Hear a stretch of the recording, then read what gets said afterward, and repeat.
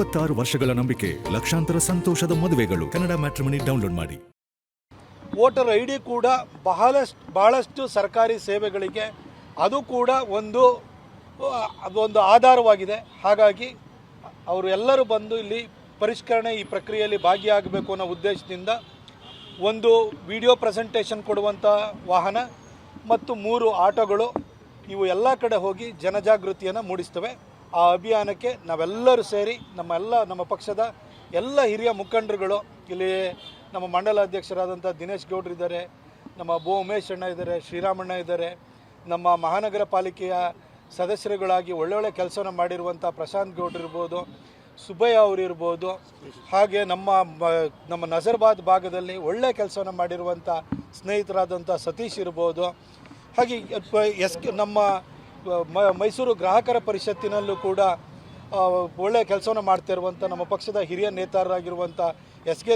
ದಿನೇಶ್ ಅವರು, ಶ್ರೀನಿವಾಸ್ ಅವರು, ನಮ್ಮ ಯುವ ನಾಯಕ ಮತ್ತು BJPಯ ಸಹ ವಕ್ತಾರರು ಆಗಿರುವಂಥ ನನ್ನ ಸ್ನೇಹಿತ ಕಿರಣ್ ಗೌಡ ಇರ್ಬೋದು,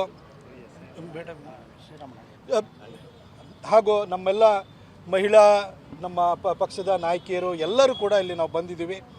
ನಾವು ಈ ಒಂದು ಅಭಿಯಾನಕ್ಕೆ ಇವತ್ತು ಚಾಲನೆಯನ್ನು ಕೊಡ್ತಾ ಇದ್ದೀವಿ. ಇದು ವಿಶೇಷವಾಗಿ ಚಾಮರಾಜ ವಿಧಾನಸಭಾ ಕ್ಷೇತ್ರದ ವ್ಯಾಪ್ತಿಯಲ್ಲಿ ಈ ವೆಹಿಕಲ್ಗಳು ಜಾಗೃತಿಯನ್ನು ಮೂಡಿಸುವ ಕೆಲಸವನ್ನು ಮಾಡ್ತವೆ. ಇದು ಭಾನುವಾರದವರೆಗೂ ಕೂಡ ಓಡಾಡುತ್ತೆ. ನೆಕ್ಸ್ಟು ಈ ಒಂದು ಕ್ಯಾಂಪು ಈಗ ಅನೌನ್ಸ್ ಆಗಿರುವಂಥದ್ದು 19 ಮತ್ತು 26ಕ್ಕೆ ಅನೌನ್ಸ್ ಆಗಿತ್ತು.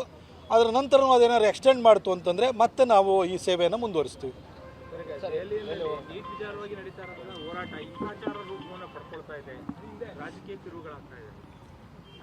ನಾನು ಈ ವಿಚಾರದಲ್ಲಿ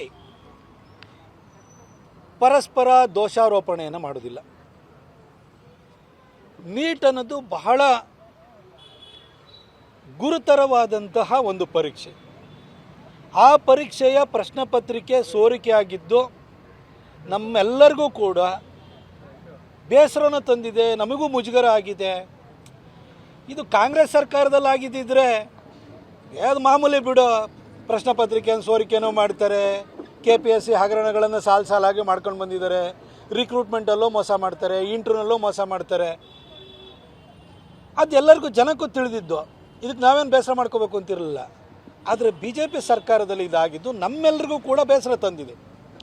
ಆದರೆ ನಮ್ಮ ಹೆಮ್ಮೆಯ ಪ್ರಧಾನಿ ನರೇಂದ್ರ ಮೋದಿಜಿಯವರು ಈ ಪ್ರಕರಣದಲ್ಲಿ ನ್ಯಾಷನಲ್ ಟೆಸ್ಟಿಂಗ್ ಏಜೆನ್ಸಿದು ಸಮಸ್ಯೆ ಇದೆಯಾ, ಇಲ್ಲಿ ಮಂತ್ರಿಗಳ ಸಮಸ್ಯೆ ಇದೆಯಾ, ಅಥವಾ ಇದು ಸಮಸ್ಯೆನಲ್ಲಿ ಯಾರು ಭಾಗಿಯಾಗಿದ್ದಾರೆ ಅದರ ಆಳಕ್ಕೆ ಹೊಕ್ಕಿ ಅವರನ್ನು ದಂಡಿಸುವಂಥ ಕೆಲಸಕ್ಕೆ ತಕ್ಷಣಕ್ಕೆ ಮುಂದಾದರು.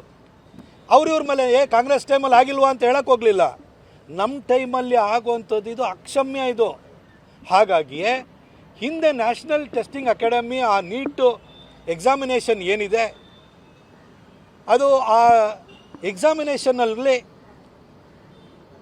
ಭಾಗಿಯಾಗಿ ಆ ಪ್ರಶ್ನೆ ಪತ್ರಿಕೆಯನ್ನು ತಯಾರು ಮಾಡುವಂತಹ ಕಾರ್ಯದಲ್ಲೂ ಕೂಡ ಹಿಂದೆ ಇನ್ವಾಲ್ವ್ ಆಗಿದ್ದಂತಹ PV ಕುಲಕರ್ಣಿ ಅನ್ನೋ ವ್ಯಕ್ತಿಯನ್ನು, ಹಾಗೆ ಇದು ಪುಣೆ ಬೇಸ್ಡ್ ಈ ಕೋಚಿಂಗ್ ಅಕಾಡೆಮಿ, ಅಲ್ಲಿ ಮನೀಷಾ ಮಂದಾರೆ ಅಂತ ಒಬ್ಬರು, ಆಮೇಲೆ ಶಿವರಾಜ್ ಅಂತ ಒಬ್ಬರು, ಇವ್ರನ್ನೆಲ್ಲ ಪತ್ತೆ ಹಚ್ಚಿ ಈ ಕೋಚಿಂಗ್ ಇದರೊಳಗಡೆ ಇನ್ವಾಲ್ವ್ ಆಗಿ ಈ ಪ್ರಶ್ನೆ ಪತ್ರಿಕೆಯನ್ನು ಸೋರಿಕೆ ಮಾಡಿದ್ದಾರೆ ಅನ್ನೋದನ್ನು ಪತ್ತೆ ಹಚ್ಚಿ ಅವರಷ್ಟೂ ಜನ ಅರೆಸ್ಟ್ ಮಾಡೋ ಕೆಲಸವನ್ನು ಮಾಡಿದರು.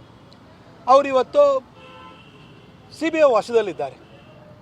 ಹಾಗೆ ಈ ಒಂದು ಪರೀಕ್ಷೆಯನ್ನು ಸಂಪೂರ್ಣವಾಗಿ ಕ್ಯಾನ್ಸಲ್ ಮಾಡಿ ಜೂನ್ 21ನೇ ತಾರೀಕು ಮರುಪರೀಕ್ಷೆಯನ್ನು ಯಾವುದೇ ಲೋಪಗಳಿಲ್ದಲೇ ಮಾಡಿ ರಿಸಲ್ಟು ಅನೌನ್ಸ್ ಆಗಿ ಸುಮಾರು 10 ಲಕ್ಷಕ್ಕಿಂತ ಹೆಚ್ಚು ವಿದ್ಯಾರ್ಥಿಗಳು ನೀಟ್ನಲ್ಲಿ ಕ್ವಾಲಿಫೈ ಆಗಿದ್ದಾರೆ. ಮೋದಿಯವರು ಎಲ್ಲ ಮುಂಜಾಗ್ರತಾ ಕ್ರಮಗಳನ್ನು ಕೈಗೊಂಡಾಗಿದೆ. 26 ವರ್ಷಗಳ ನಂಬಿಕೆ, ಲಕ್ಷಾಂತರ ಸಂತೋಷದ ಮದುವೆಗಳು. ಕನ್ನಡ ಮ್ಯಾಟ್ರಿಮನಿ ಡೌನ್ಲೋಡ್ ಮಾಡಿ.